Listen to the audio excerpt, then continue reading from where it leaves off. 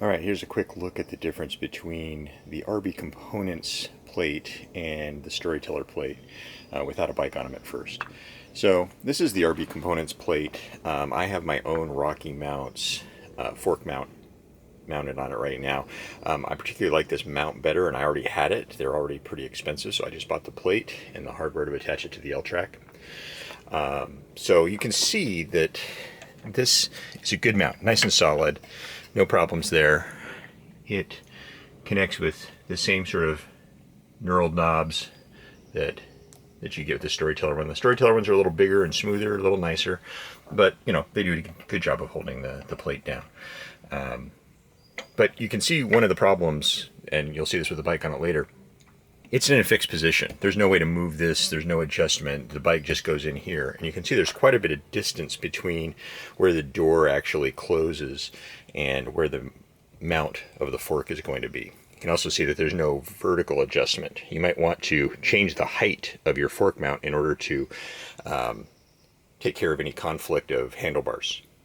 So the Storyteller mount, by comparison, is quite a bit bigger and more robust. It allows you to loosen the knobs and change where the fork mount actually lands. You can see that they put a little bit of extra material here so that it can offset the L-tracks. This gives you an idea of some of the adjustments that you can make. You can set it all the way almost exactly against the door. In fact, you can actually get it right so that the door closes right up against it. So that's kind of a nice set of adjustments. Where the RB Components allowed me to order one of these plates without the bike mount attached, that's not the case with the Storyteller. The Storyteller comes with an MRP based mount.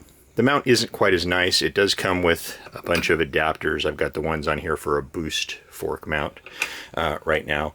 It does come with a bunch of those so that you can fit different kinds of bikes on it. That's kind of nice. The reason I'm using this instead of mounting one of my nicer Rocky mounts is that you can see that the Rocky mount is very, very long and would push the fork back, and I want to be able to get my forks as close to the door as possible because I ride a size large frame. I'll show you that with a bike on it in a little bit. So I did go ahead and use the MRP ones that came along with the Storyteller mount. You can see there are a couple of bolts and nuts that hold it in place. There are a couple of trays that you could use different kinds of mounts, and then you could move this fork mount up and down, again, as I mentioned, to take care of conflicts between handlebars. All right, so let's take a look at this with a bike on it. All right, here we are with a bike. This is a 2020 Ibis Ripmo V2 in size large, and you can see that I was able to mount the fork quite close into the threshold to the door. That's a really nice thing. Let me show you why. I was able to get the fork mount, might be a little dark here, like right up against the door. I could have even touched the door. I still have a little more play in the knobs. So they did a good job of really customizing this to the area available inside of Storyteller, as you'd expect for a first party mount. So there are a couple of things here to take into consideration. Again, this is a size large bike, and it's also a pretty long bike. But take a look at this. In its current, again, I showed you that it's all the way up against the door, but still my handlebars are right up against the wall, and so that's not great. If you want to take the most advantage of space in here, you're going to want to be able to get that handlebar into this area over here, and get a little more of your garage space back. And this kind of shows some of the problems with a size large. One thing that this mount doesn't take into account is lifting the bike up in the rear. So the back wheel needs to be lifted up in order to take these handlebars forward and let them go into that cabin. Let me show you what happens whenever I lift the rear wheel and push the thing over a little bit. Here we are inside the van. I haven't yet lifted the rear wheel, but take a look. Again, size large. It goes into the actual living space past the threshold to the garage, which is not great because that makes it so that you can't open these drawers without rejiggering things, and you can imagine if I had more stuff in the garage, I wouldn't be able to move the bike out of the way in order to accommodate that. So I really want to be able to get the bike into the garage. So the trick is you got to lift the rear wheel. All right, so now with the rear wheel lifted, I've been using some Lynx leveler blocks, but I'll end up building something to take care of this. I can now get the bike completely inside the garage. Right now, it's still touching the galley, which is not great, so I'm going to have to work on lifting it just a little bit more.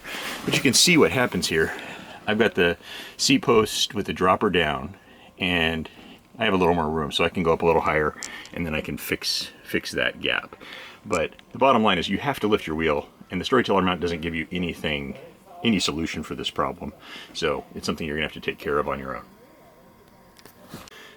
Now that I've lifted the rear wheel, you can see that the fork and the handlebars are much more upright, and that makes a little more room here so that the handlebars can actually slot back into this. I haven't moved the mount, but I have done this in the recent past, and the handlebars can slot over there, and you can move the entire bike over to the side a little bit. So a nice solution for that. I mean, it'd be nice if the garage was just a couple inches longer, but that's always the case, right? So ultimately, this is a good solution for this. The RB Components, of course, has none of this adjustability, so it can't get you that much closer to the door, so you're left to your own devices. You know, we've seen people on the forums who have built their own aluminum brackets to push this thing forward.